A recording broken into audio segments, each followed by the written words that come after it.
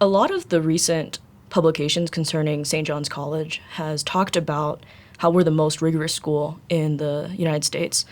And I think they get that right in some aspects because we are asked to do a lot. We have a lot of class each week. We're asked to learn two new languages in the space of a very short amount of time, and we were asked to read a lot of very difficult books. And so we're asked to do a lot here, but it doesn't seem to me like the people outside of St. John's always understand what the true rigor here might be, that it's not just about doing a certain amount of hours or a certain volume of work. There is that, and that exists, and we always push ourselves, I think, further and harder in our work here.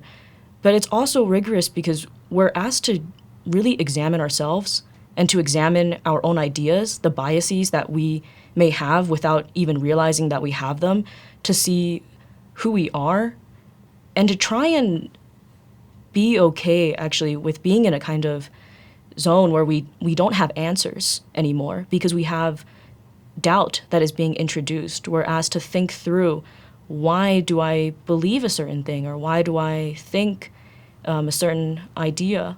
And so I think the rigor at St. John's primarily comes from that ultimately it's the questioning about perhaps all things in my life, or almost all of it. And I actually have to look at those and say, why am I doing these things? But that kind of rigor is very, very demanding and also very difficult to expect from oneself, since a lot of things are taken down, a lot of superstitions or prejudices or beliefs that I might have held to be true.